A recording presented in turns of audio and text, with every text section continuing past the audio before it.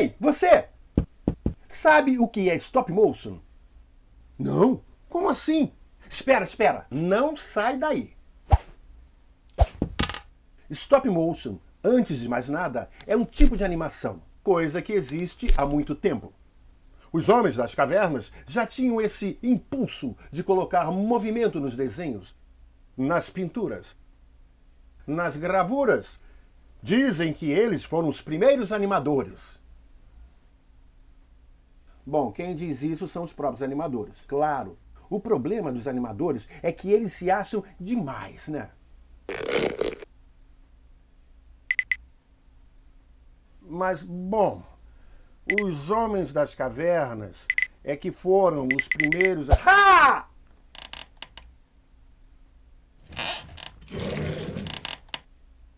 Posso continuar? Obrigado. Espera aí, onde é que eu parei? Caverna, pedra, Grécia, vaso, brinquedo ótico. Ah, não, tá muito grande isso, vou pular essa parte. Bom, na verdade, o stop motion apareceu mesmo há muito pouco tempo, quase junto com o cinema. Dizem que o princípio da coisa foi descoberto por um francês chamado Georges Méliès. Ele era ilusionista e acabou descobrindo por acaso a coisa mais fantástica, um jeito de juntar o cinema com uma outra arte muito antiga, a mágica. No fundo, todo animador de stop motion é também um mágico, mas com uma grande diferença. Os mágicos guardam muito bem os seus segredos, mas os animadores, ao contrário, adoram revelar os seus truques.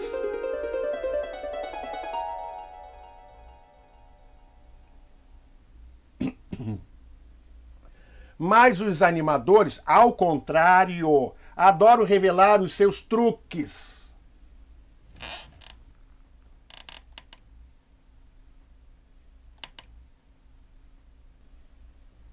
Ah, deixa pra lá. Pessoal, se vocês quiserem aprender sobre stop motion, com ele aí. Pra mim já deu.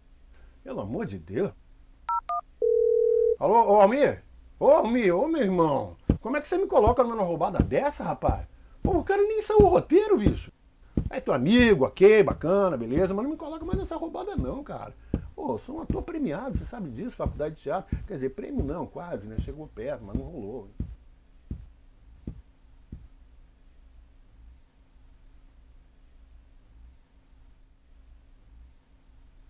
Oi, eu me chamo Pedro Iuá e esse aqui é o meu pequeno estúdio. Bom, sejam bem-vindos e eu queria primeiro começar agradecendo ao Governo do Estado do Rio de Janeiro e à Secretaria de Cultura e Economia Criativa que viabilizaram esse encontro aqui através da Lei Aldir Blanc de apoio à cultura. Hoje eu vou fazer aqui uma oficina de introdução à animação, que eu chamei de Stop Motion, a mágica do cinema em miniatura. Eu vou dividir esse encontro em duas partes. Na primeira parte, a minha ideia é mostrar para vocês um jeito de começar a fazer a animação da forma mais prática e intuitiva possível, com o que vocês já têm aí ao alcance das mãos de vocês. Depois, eu vou falar um pouco sobre como contar uma história com isso, com o stop motion. E para ilustrar essa parte, eu vou mostrar um pouco do meu trabalho e vou mostrar para vocês também como eu fiz essa animação do início, do personagem laranja que vocês viram agora. Mas primeiro eu vou falar um pouco sobre mágica. O stop motion é uma técnica de animação que usa a fotografia para dar a ilusão de que os objetos reais estão se movendo sozinhos. É um tipo de mágica, né? Que hoje em dia qualquer um pode fazer, basta ter uma câmera. E pode ser o celular, uma máquina fotográfica, uma câmera de cinema de Super 8. O mais comum é a gente usar uma câmera fotográfica digital e o computador. Mas no fundo isso não importa muito, porque os princípios básicos da animação, que a gente vai ver aqui, eles funcionam para qualquer técnica. Por isso eu não vou entrar muito em detalhes sobre o equipamento que eu vou usar aqui, tá?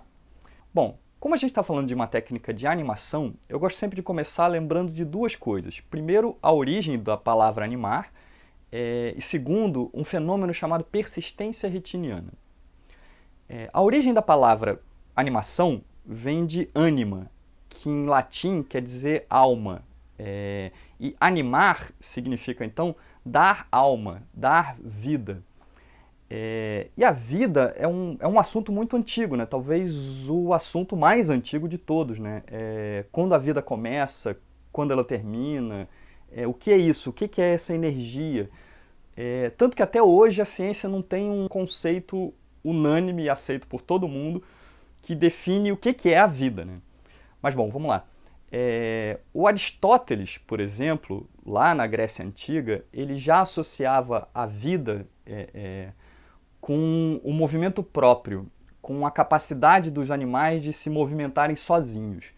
E o legal é que com a animação é justamente isso que a gente pode fazer. A gente pode criar a ilusão de vida a partir do movimento, que no fundo se baseia em alguns truques, em alguns princípios bem simples, que a gente já vai ver daqui a pouco. Outra coisa que o Aristóteles percebeu foi a persistência retiniana. O nome persistência retiniana veio bem depois, mas o fenômeno é bem comum. Quando a gente olha para uma luz muito forte, que nem essa aqui na minha frente, e fecha os olhos, a gente continua vendo a forma dessa luz durante alguns segundos, né? Pois é, o Aristóteles usou como exemplo o Sol, mas isso na verdade acontece com tudo que a gente vê, com toda a imagem que a gente enxerga, ela fica no fundo do nosso olho, ela fica na nossa retina impressa durante uma fração de segundo. E na verdade é por isso que a animação é possível. A animação e o cinema, os brinquedos óticos, tudo que a gente assiste na tela do celular ou no computador, tudo isso é feito a partir de imagens paradas. E a prova disso vocês têm quando vocês pausam a imagem em qualquer um desses meios. Vocês vão ver uma foto congelada. Mas, por causa desse fenômeno da persistência retiniana, se nesse tempo que a imagem fica impressa na nossa retina, que é de mais ou menos 1/10 de segundo, se nesse tempinho a gente coloca outra imagem por cima, que seja um pouco parecida, a gente tem a impressão de que essas duas imagens são uma coisa só. Daí, se a gente tem uma sequência de imagens, trocando muito rápido, a gente enxerga tudo isso junto como uma mesma imagem e tem a impressão de que ela está se movimentando, de que ela está se mexendo. Esse é o princípio por trás da animação e do próprio cinema, claro. Porque é assim que uma película cinematográfica, uma película de cinema funciona. Vocês estão vendo aqui esses furinhos? Eles funcionam da seguinte forma. Dentro do projetor, um mecanismo, umas garras, pegam esses furinhos, colocam um fotograma na frente da luz, antes da janela de projeção, e essa janela se abre. Quando a janela abre, o fotograma é projetado na tela, e depois essa janela fecha. Assim que ela fechou, essas garrinhas vão lá, pegam o fotograma, tiram do lugar e colocam outro fotograma na mesma posição. Aí a janela abre e esse fotograma é projetado de novo. E isso várias vezes, na velocidade de 24 quadros por segundo. Então, na verdade, entre cada foto, o que a gente está vendo são imagens paradas, projetadas, e entre cada foto, entre cada duas fotos, tem na verdade uma tela preta, que a gente nem percebe por causa da persistência retiniana. É por isso que o princípio mais básico da animação, a ilusão de movimento a partir de imagens paradas, está na origem do próprio cinema. E logo depois que inventaram as primeiras câmeras cinematográficas, descobriram rapidamente o stop motion, que foi o primeiro truque de mágica da história do cinema. No dia 28 de dezembro de 1895, no subsolo do Grand Café, em Paris, 35 pessoas se reuniram para assistir ao que todo mundo hoje considera como o nascimento do cinema. A história dos irmãos Lumière é bastante famosa já, e as imagens do trem chegando na estação são mais famosas ainda. Mas a sessão, na verdade, foi bem mais variada.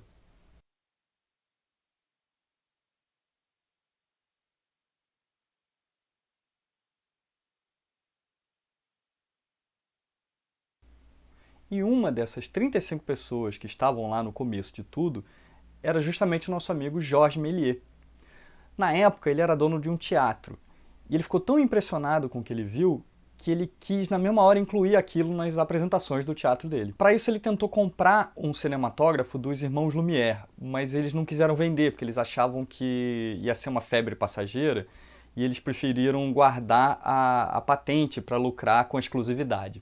Aí o Méliès resolveu aproveitar um projetor que ele tinha trazido de Londres, misturou com outras peças do maquinário que ele encontrou no depósito do próprio teatro dele e montou a sua própria câmera, que ele chamava carinhosamente de moedor de café, por causa do som que ela fazia enquanto estava filmando. Aí um dia, enquanto ele filmava uma cena do cotidiano de Paris, numa praça, essa câmera emperrou.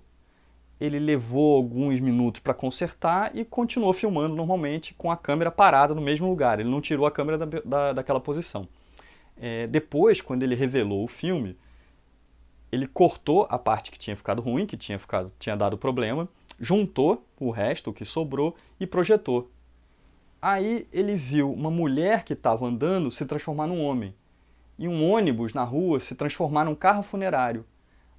E na mesma hora ele percebeu que ele tinha descoberto um truque incrível. Um detalhe importante é que o Méliès era mágico, ilusionista. Por isso que ele tinha um teatro também, era onde ele se apresentava. Aí, naturalmente, ele resolveu começar a experimentar, misturando vários desses truques que ele já conhecia dos palcos com os efeitos fotográficos que ele estava conhecendo cada vez mais. E até hoje, muitos dos efeitos visuais que a gente vê no cinema são baseados nesses primeiros truques que ele desenvolveu no começo do século passado.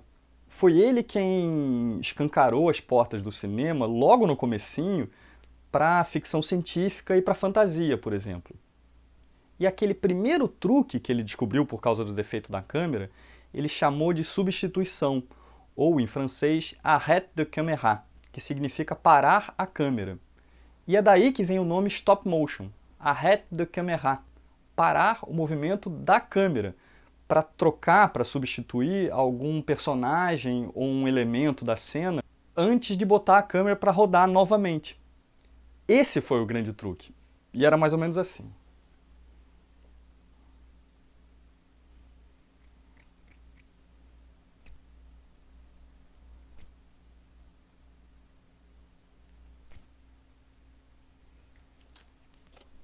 Pois é, e o interessante é que hoje em dia a gente nem precisa mais parar a câmera para fazer isso.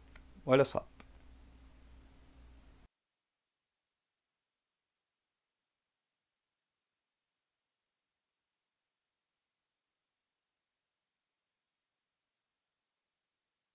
Quando descobriram esse truque de parar a câmera, não demorou muito para perceberem que eles podiam emendar uma mágica na outra, simplesmente parando a câmera o tempo todo. E aí surgiu a animação em stop motion. E parece que o Méliès também foi o primeiro a fazer isso, animando blocos de madeira com as letras do alfabeto. Mas como tem muito pouco registro disso, muita gente considera que o primeiro animador de stop motion foi um inglês chamado James Stuart Blackton. O curioso é que ele também descobriu o stop motion por acaso, mas isso é uma outra história. Bom, aproveitando essa introdução toda, eu acho que a gente podia começar a nossa animação, começar a animar em stop motion, tentando se colocar no lugar desses primeiros descobridores da técnica, fazendo uma mágica e do jeito mais direto e intuitivo possível. Então eu vou fazer aqui na minha mesa mesmo e vou escolher um voluntário.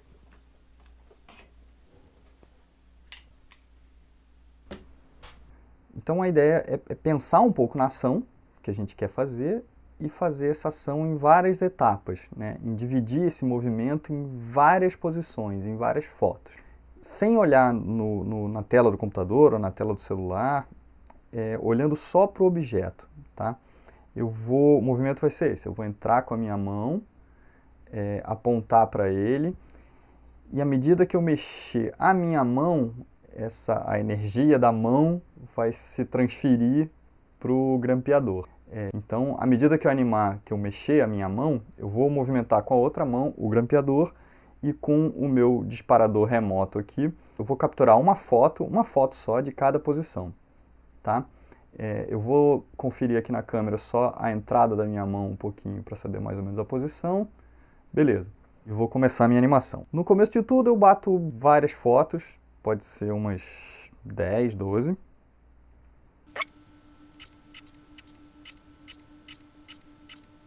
Pronto.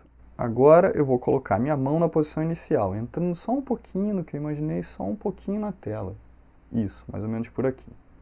Eu vou tirar uma foto só. Isso. Agora eu vou mexer minha mão mais um pouquinho. Vou tirar mais uma foto. Sem olhar na tela, olhando só pro objeto e para a nossa mão, só para o que a gente está animando. Vou entrar mais um pouquinho e vou tirar outra foto. Mais um pouquinho e outra foto. Mais uma foto. Mais uma. Agora eu vou mexer a minha mão um pouco mais bruscamente. E vou mexer junto o grampeador. Vou tirar mais uma foto. Agora mais um pouco a mão, sempre imaginando o movimento e continuando da onde a gente está vindo. Mais uma foto. Mais um pouquinho a mão e mais um pouquinho o grampeador. Outra foto. Mais um pouquinho a mão e um pouquinho o grampeador. Outra foto. Agora eu vou voltar com a minha mão. E vou animar o grampeador.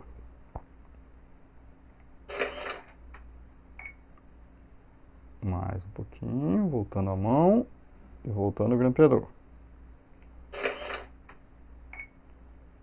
Mais um pouquinho a mão e o grampeador. E mais uma foto. Mais um pouquinho a mão e o grampeador. E outra foto. Mais um pouquinho a mão e o grampeador. E outra foto. Mais um pouquinho os dois. E outra foto. Brincar um pouco com a posição.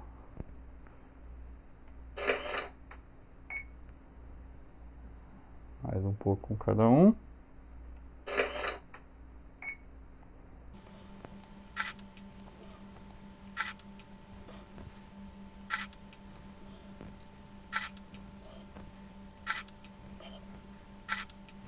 Agora mais rápido. Vou exagerar um pouco.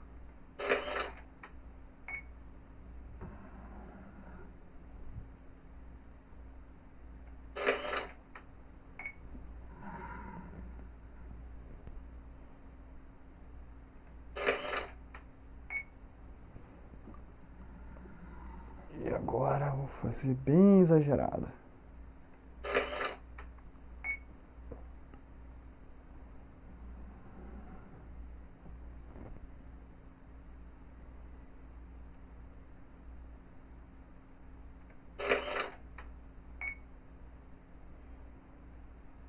Agora eu vou botar minha mão quase saindo. E ele bem rápido.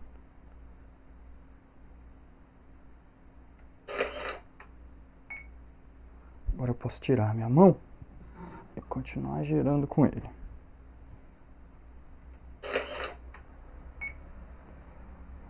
Um pouco mais.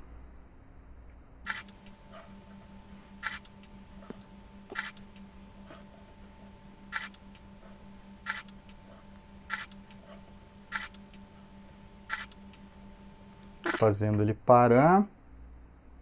Agora ele começou a parar.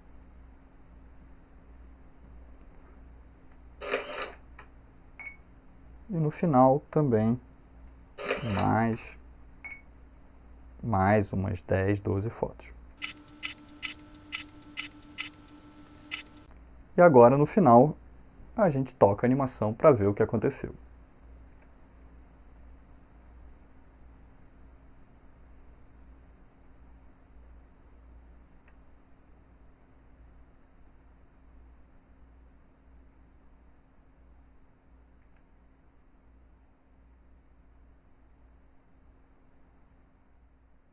No início, toda a animação stop motion era feita assim.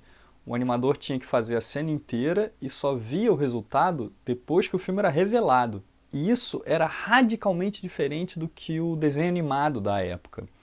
Porque no desenho você pode ir conferindo a animação no próprio desenho, trocando as folhas de papel bem rápido. Mas no stop motion isso era impossível.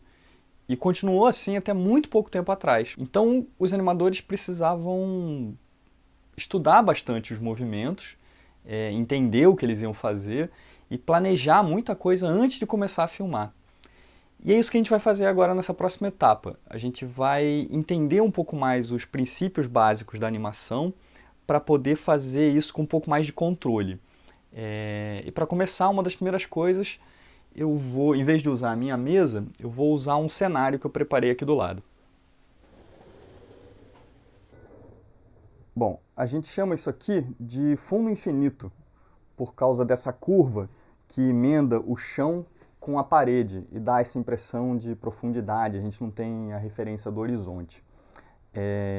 Eu fiz esse fundo infinito com uma folha de papel duplex, 250 gramas, que é um papel bem firme, bem grosso, e tem essa camada lisa, que é bem interessante. Tem vários outros jeitos de construir isso aqui, mas esse eu acho que é o mais prático. Eu fixei com fita crepe, dupla face aqui embaixo e fita crepe nas laterais também. A fita crepe, a gente costuma dizer que é um dos melhores amigos do animador, por causa de um princípio, que é o princípio que vem lá do primeiro truque do Méliès, da substituição, da origem do stop motion mesmo, que é o princípio do registro. E é o seguinte, o registro é a gente manter tudo fixo. Só o que a gente vai animar é que pode se mexer, pode sair do lugar.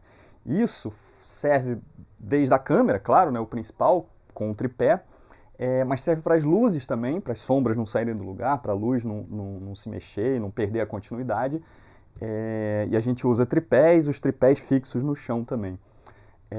Eu costumo usar uma coisa muito útil, que eu tenho bastante aqui, que é massinha, para fazer muitos para deixar as coisas em registro. Os tripés eu prendo com massinha, as minhas luzes aqui, algumas na mesa eu prendi com massinha também. Esse objeto do cenário, o cenário também é importante estar em registro, né? Para os objetos não se mexerem. Aqui eu botei massinha aqui dentro, um pouquinho de massinha, e aqui massinha na base também, para fixar no chão.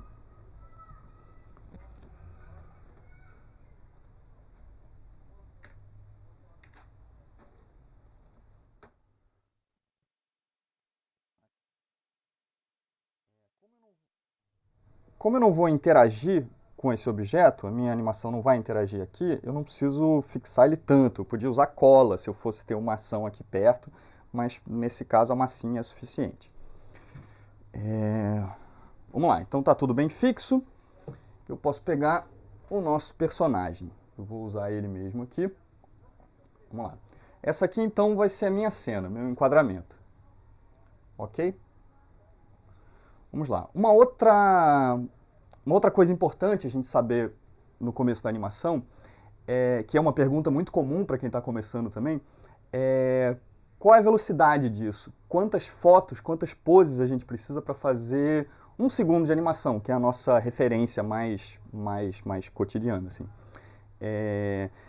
Isso, na verdade, varia um pouquinho, assim. Os primeiros filmes do cinematógrafo, dos irmãos Lumière, por exemplo, tinham velocidade de 16 quadros por segundo. E é por isso que eles parecem, hoje em dia, um pouco mais rápidos, mais acelerados. Porque a velocidade normal do cinema, mais aceita mundialmente, é 24 quadros por segundo. Tá? E essa vai ser a nossa referência principal. Na verdade, a animação tem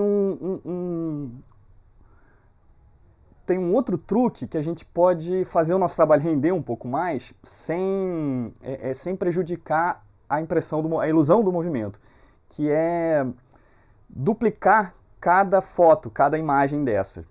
Na época do cinema, a gente batia 2 fotos mesmo. Hoje em dia, a gente pode só dizer para o programa ou para o aplicativo qual é a velocidade que a gente quer. Então, aqui a gente vai usar, nesses nossos exemplos que a gente está fazendo aqui, a velocidade de 12 quadros por segundo. Ok? E agora a gente vai começar a analisar um pouquinho e a entender melhor como é que a gente cria a ilusão de movimento. E, na verdade, a gente tem 4 princípios básicos que funcionam para todas as técnicas de animação, que são o seguinte: o repouso, o movimento uniforme, o movimento constante, a aceleração e a desaceleração. Então é o seguinte: o repouso é o repouso, é uma pausa. Mas, na animação, para a gente representar isso com fotos, como a gente sabe que a nossa velocidade vai ser 12 fotos por segundo, para fazer um objeto ficar parado durante 1 segundo, a gente precisa de 12 fotos, ok? Então aqui eu vou começar a minha cena, posicionei meu personagem, então eu vou fotografar aqui, vou tirar aqui 6 fotos dessa mesma posição. O resultado disso é ele ficar parado nessa mesma posição, em repouso, por meio segundo, ok? Muito bem. Uma coisa aqui também sobre o registro é que, como a gente vai, né, fotografar milhares de vezes, é importante que a gente não encoste na câmera ou no celular, né, claro. E para isso, eu uso, no meu caso eu estou usando o computador, então a câmera está um pouco mais longe, na verdade aqui, e eu uso o próprio teclado do computador, porque ele está aqui perto de mim, ou eu tenho também esse teclado numérico para eu poder fazer isso quando a distância é um pouco maior. No caso dos celulares, eu comprei esse kit aqui por, acho que R$35, R$40, que é um adaptador para tripé, para qualquer tripé, que ele tem a rosca a rosca universal dos tripés de fotografia e de vídeo, e adapta no celular, qualquer aparelho. E esse controle remoto, Bluetooth, que ele é muito útil também para você não ficar encostando na câmera o tempo todo. Funciona também, o disparador pode funcionar também com aqueles fones de ouvido que tem um botãozinho de controle de volume. Eu acho que é possível usar isso também. Muito bem, registro. Então vamos lá. Já tirei a minha primeira pausa. Agora, o primeiro conceito seria o movimento uniforme, o movimento constante. No desenho, ele é bem fácil da gente fazer isso, porque a gente tem como sobrepor um desenho com outro, medir essa distância. No stop motion isso é um pouco mais difícil de se manter, mas tem alguns truques. Antigamente as pessoas desenhavam na própria tela, ou a gente pode desenhar no próprio cenário, ou uma coisa prática que eu gosto de usar também é um gabarito. Tá? E esse gabarito eu vou usar da seguinte forma: eu vou estabelecer uma distância que eu quero animar, como a distância, o movimento é constante, essa distância vai ser sempre igual, ok? Eu vou escolher aqui uma distância grande, aqui, muito bem. E eu vou animar meu objeto. Então, a minha primeira posição está lá, ok? Eu vou então posicionar aqui, marcando a frente dele, e vou avançar com essa parte para cá. Faço isso novamente, coloco na posição e avanço com o nosso objeto. Mais uma foto.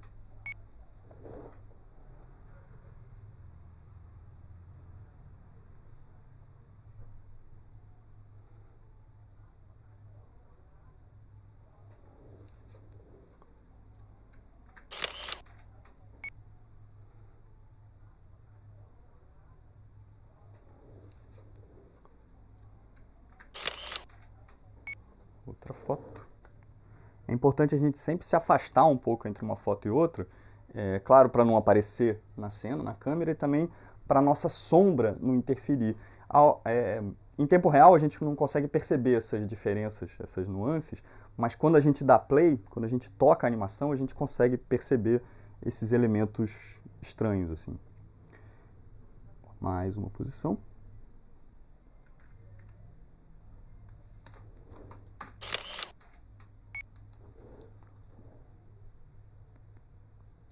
E mais uma posição. E aqui eu vou fazer mais uma pausa, ok?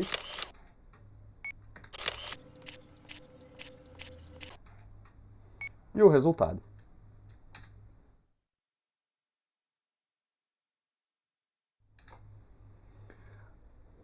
Agora a gente vai brincar mudando essa distância, tá?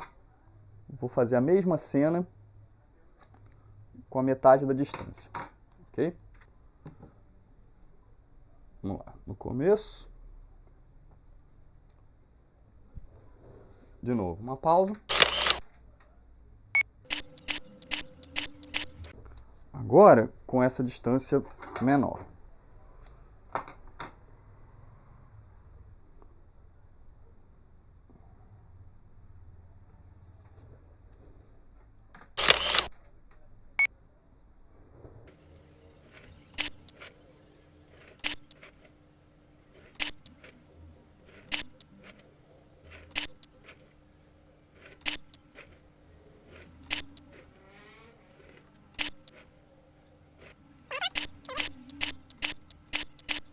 E agora a gente vê o resultado. O que a gente compreende com esse princípio? Que a distância entre uma posição e outra, ela determina a velocidade do movimento. Mas esse movimento uniforme, ele ainda é muito mecânico, né? A gente raramente vê isso na natureza. O que acontece é muito mais sutil e muito mais interessante. E é onde entra a aceleração e a desaceleração. Eu vou mostrar para vocês aqui. Primeiro, a nossa pausa de sempre. E agora a gente vai variar essa distância entre uma posição e outra, mas gradualmente. Tá? Então eu vou começar mexendo ele só um pouquinho. Isso. E bato uma foto só. Agora a gente mexe um pouquinho mais. Lembra do primeiro exercício que a gente tentou olhar só para o objeto? Nesse momento é importante fazer isso também, porque a gente lembra mais ou menos o tanto que a gente mexeu na posição anterior. Ok?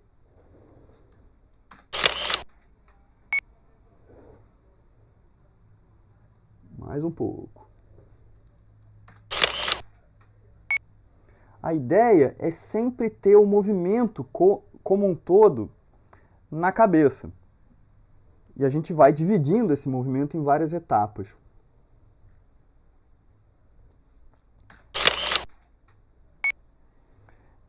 É muito parecido com a época que a gente brincava de bonecos ou de bonecas em miniatura,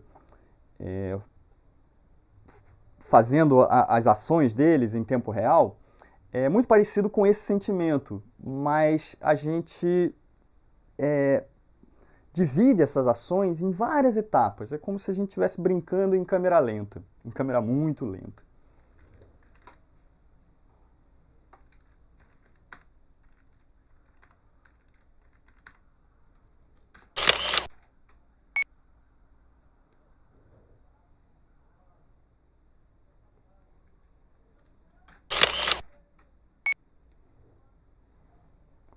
Eu estou aumentando cada vez mais a distância entre uma pose e outra.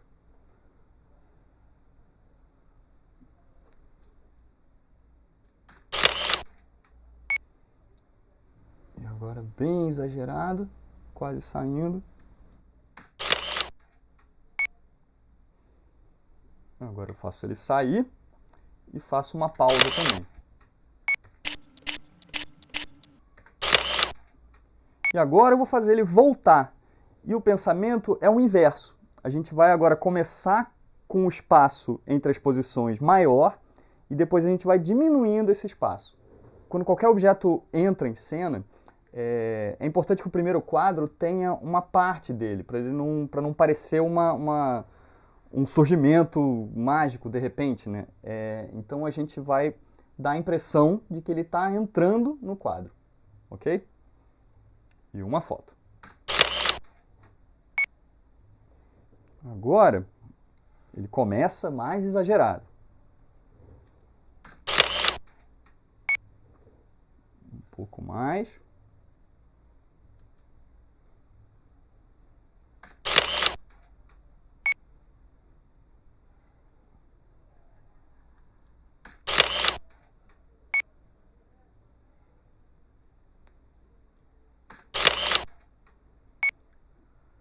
vou diminuindo um pouco mais.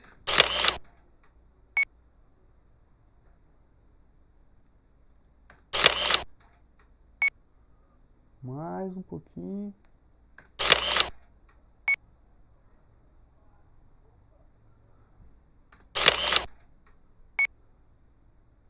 Mais um pouquinho.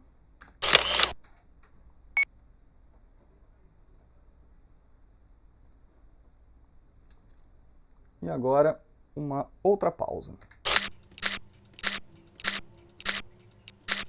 E agora a gente vê como ficou a nossa animação.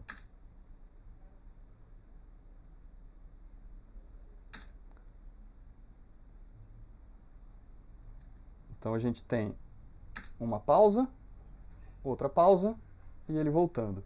No começo, como vocês podem ver, aqui agora quadro a quadro, a pausa, ele começa movendo lentamente, essa distância vai aumentando, bem alta, a pausa para dar a leitura de que ele levou um tempo para fazer essa volta, né? E a volta dele, parando também. Agora eu queria mostrar para vocês mais um truque, bem simples, mas que começa a fazer toda a diferença, porque a animação com ele vai ficando mais fluida, mais interessante e muito mais viva, que se chama antecipação. E na verdade o conceito é muito simples. Por exemplo, se eu for fazer esse movimento de novo, desse grampeador se movendo até aqui, a preparação, ou a antecipação desse movimento seria um movimento contrário, desacelerado, ok? Então, se ele vem para cá acelerando, se ele vai tomar impulso e vir para cá, o impulso dele vai ser naquela direção. Mais ou menos assim. Bom, primeiro aquela nossa pausa.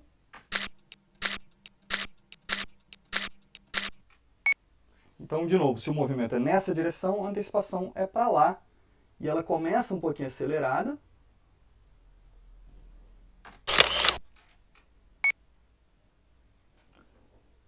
Desacelera. Mais um pouquinho.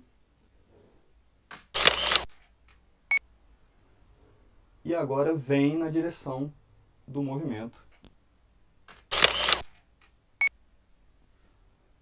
Mais um pouco. Mais um pouco.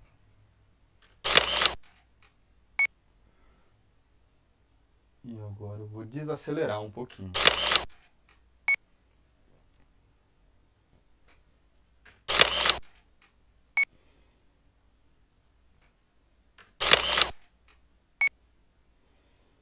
Quase parando.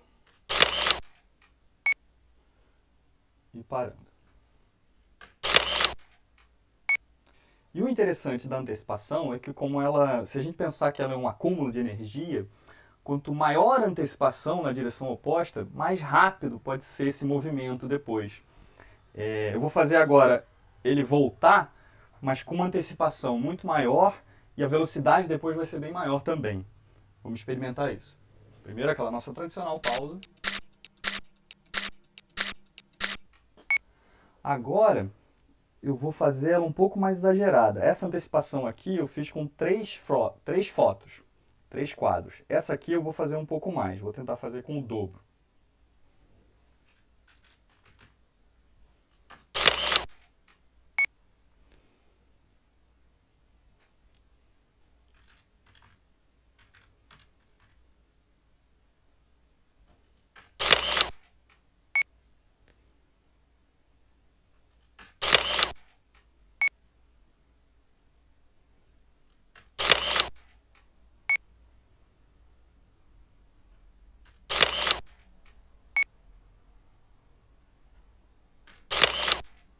E agora ele sai.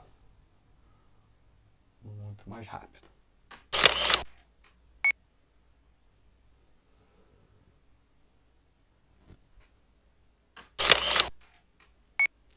E aquilo que eu falei para a gente fazer quando os objetos estão entrando, funciona para fazer quando eles estão saindo também.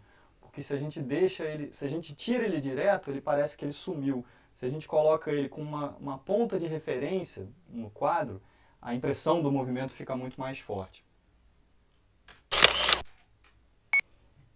E agora uma pausa final. E vamos ver como ficou.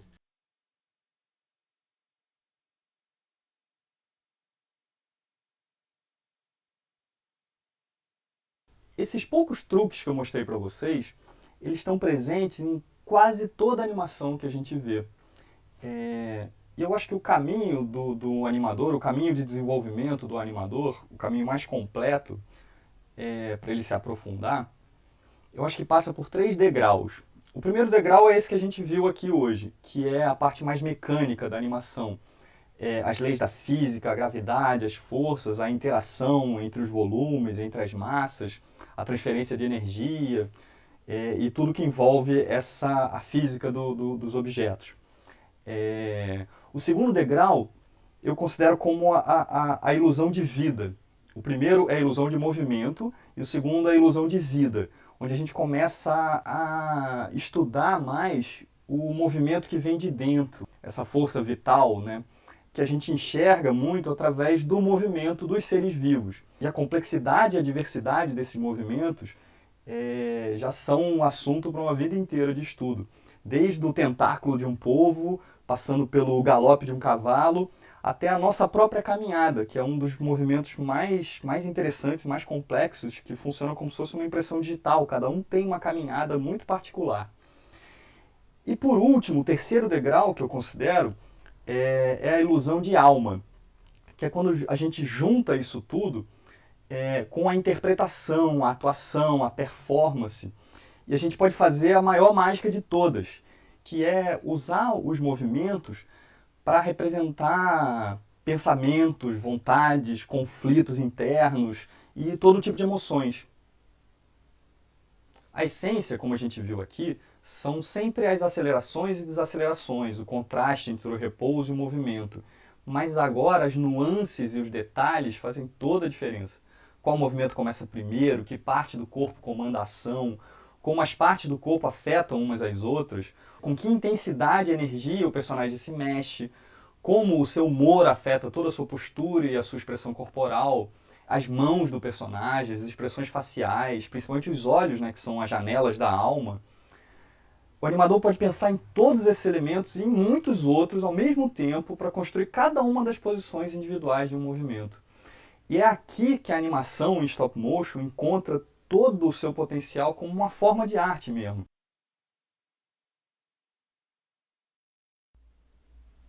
Agora eu vou falar um pouco sobre como contar uma história com isso, com o stop motion.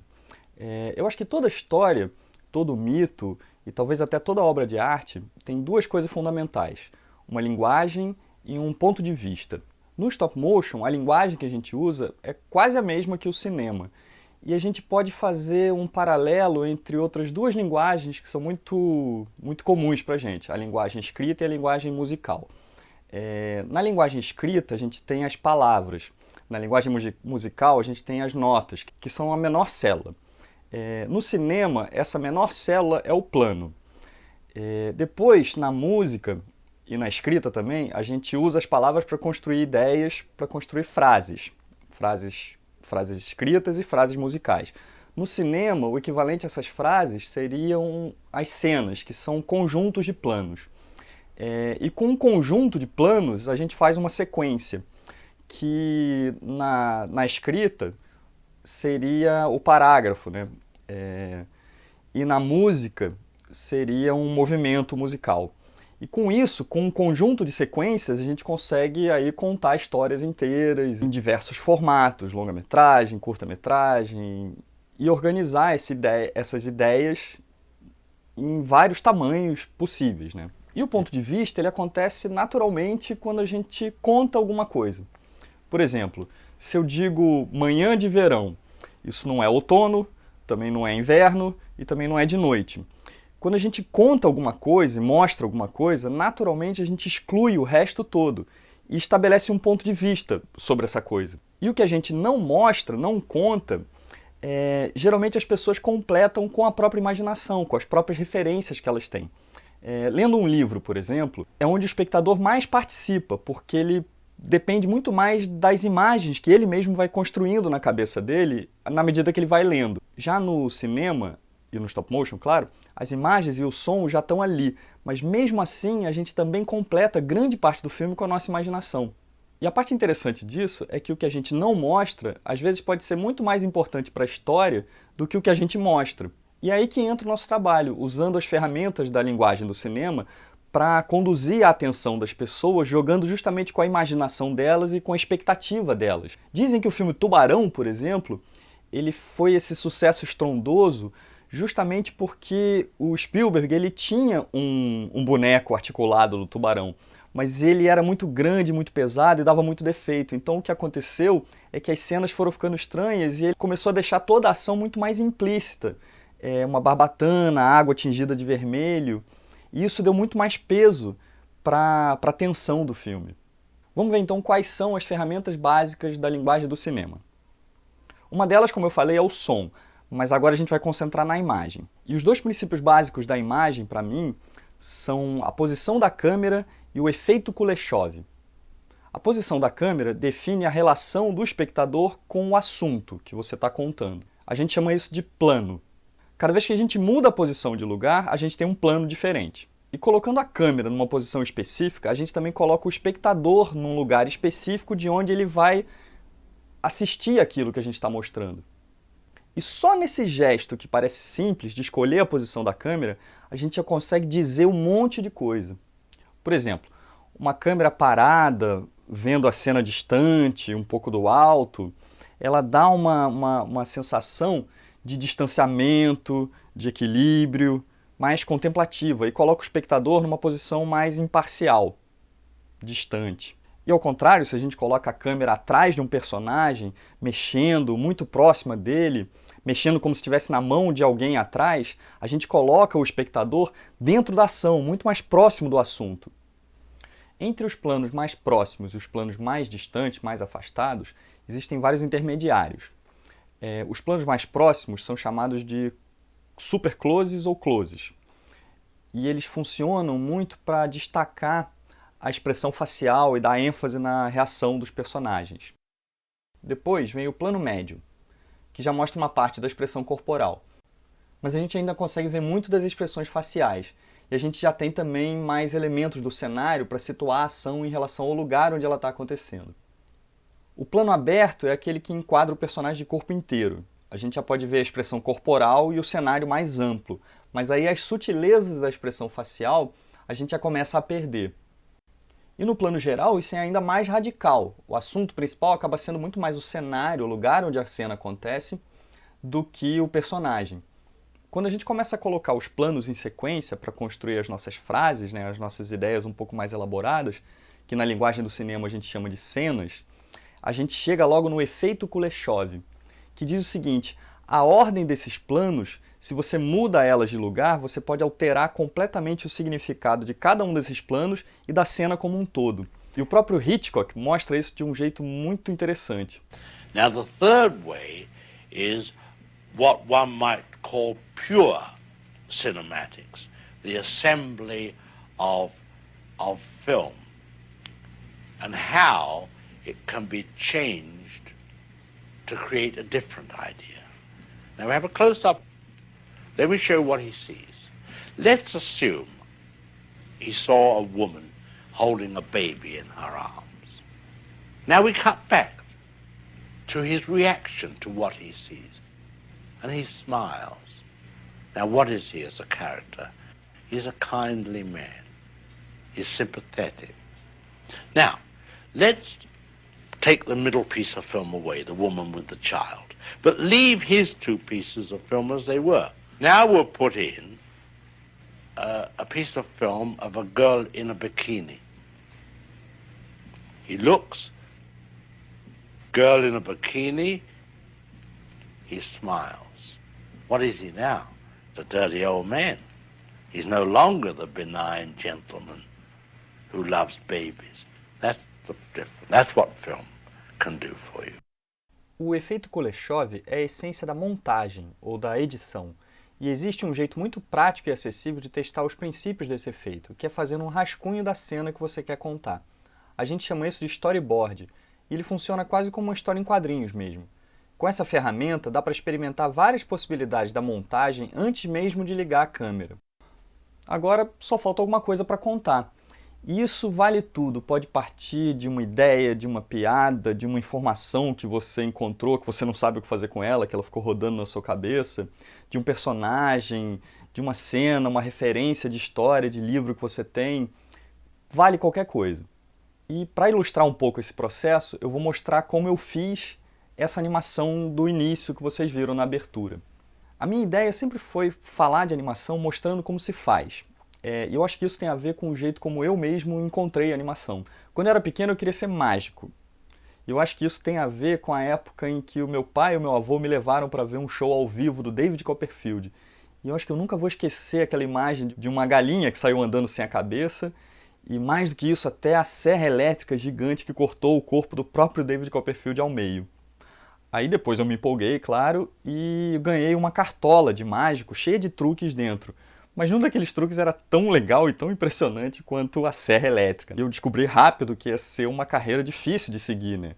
Eu acho que eu tinha uns 10 anos. Eu cheguei a fazer uma experiência no aniversário de um primo meu, mas eu lembro que não deu muito certo e felizmente eu sou de uma geração em que essas coisas não ficavam gravadas na nuvem, né? Mas eu tô falando isso porque quando eu encontrei a animação pela primeira vez, a sensação foi muito parecida com essa que eu tive no show do David Copperfield. Meio por acaso, eu fui parar numa sala de cinema numa sessão especial do festival Animamundi, com algumas das animações de massinha mais incríveis do estúdio Aardman, que fez o Fuga das Galinhas, entre várias outras coisas. E eu sempre gostei muito de brincar de massinha. Minha mãe fazia massinha para mim com farinha e vinagre quando eu era pequeno. Mas aí o que me fisgou mesmo naquele dia foi exatamente o que faltou para mim no show do David Copperfield. Porque aquela mágica que eu vi ali, a animação, o stop motion, o Animamundi ensinava como fazer. Logo na saída da sala de cinema, tinha uma oficina aberta de animação de massinha. Para quem quisesse chegar ali na hora, durante o festival, sentava e fazia sua própria história de massinha. E isso foi o que mudou a minha vida. Eu voltei lá no dia seguinte, passei o fim de semana todo lá, fiz um curso de animação no final do ano, e um ano depois eu estava lá trabalhando como monitor na mesma oficina onde eu comecei. Isso foi em 1997. E eu acho que mesmo sem ter pensado nisso de um jeito tão racional assim, esse foi o sentimento que eu quis colocar nessa abertura. Essa surpresa que a gente tem quando vê uma mágica e logo depois descobre como fazer ela. Eu acho que isso é um jeito muito eficiente de deixar a pessoa louca de vontade de fazer aquilo também.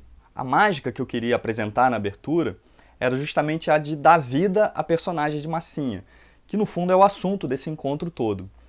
E a surpresa que eu achei para contar isso foi fazer esse boneco, esse personagem que estava apresentando, foi fazer ele revelar o próprio truque dele, de estar sendo animado, parando a cena de repente no meio para interagir com o animador dele. Esse aqui foi o primeiro rascunho da ideia. O resto foi tudo aparecendo a partir disso, durante o processo. A partir desse rascunho, eu escrevi um roteiro e desenvolvi um pouco mais a ideia a partir dele. Quem emprestou a voz para o personagem foi um grande ator, amigo meu, chamado Gustavo Ottoni. Durante a gravação, a gente adaptou algumas falas para deixar tudo mais natural e para dar também margem para um pouco de improviso. A animação eu comecei posicionando a câmera na altura dos olhos do boneco, para colocar o espectador no mesmo nível dele, no seu ambiente, de igual para igual. É uma pessoa de massinha que está ali. No início, o boneco aparece de corpo inteiro, no contexto do cenário, que era para ser a minha mesa de trabalho mesmo. Quando ele reage com mais intensidade, a câmera logo se aproxima dele também, para enfatizar as suas expressões.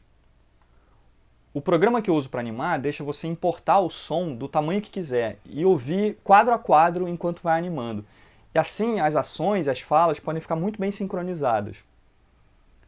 Depois de ouvir as falas várias e várias vezes, a gente começa a imaginar o que ele pode estar fazendo enquanto diz aquilo e por que ele está fazendo cada ação. Dá para pensar em um monte de coisa diferente, claro, mas tem uma hora em que todas as coisas se encaixam e parece que ele começa a dizer pra gente para onde ele quer ir. Quando a gente se dá conta, parece que as ações vão ficando cada vez mais surpreendentes, de um jeito que a gente nem imaginou no início. É uma das coisas que eu mais gosto no stop motion, e é um pouco que nem improvisar numa música ou numa peça. Porque depois que a gente desfaz uma posição e muda o lugar do boneco para tirar a próxima foto, a gente perde a posição anterior e todas as outras que vieram antes. é uma animação que acontece sempre em frente, não dá para voltar atrás, só refazendo. Aí quando o animador aparece pela primeira vez, a câmera já está mais próxima da altura dos olhos dele, não dos olhos do boneco. E aí a gente sai daquela escala da massinha, daquele universo e quebra a mágica. Depois volta ao normal, ao nível do boneco. E quando o personagem revela o estúdio, eu queria que isso fosse o mais aberto possível, mais amplo, mais contemplativo, vendo a coisa do alto, com a câmera bem de cima, bem reveladora, com bastante profundidade e perspectiva. Aí chegando no final, esse plano aqui eu tinha pensado em fazer muito mais curto, dando mais destaque depois para a caminhada que vem no plano aberto. Mas a fala dele estava tão expressiva que o boneco pediu para continuar a ação no plano mais próximo, e quando eu vi já tinha animado muito mais. Depois tem um plano geral do estúdio para situar o final da cena, e por último um close da reação do animador, constrangido. Aí a imagem vai escurecendo aos poucos, com a voz do personagem se afastando, o que deixa uma ideia ecoando na cabeça, para cada um imaginar o resto da sequência como quiser. Será que esse cara foi reclamando até em casa? Será que ele pode estar reclamando com Almir até agora? E Almir, aliás, é o nome de verdade do amigo que me apresentou para o ator, para o Gustavo. Bom, acho que é isso, pessoal.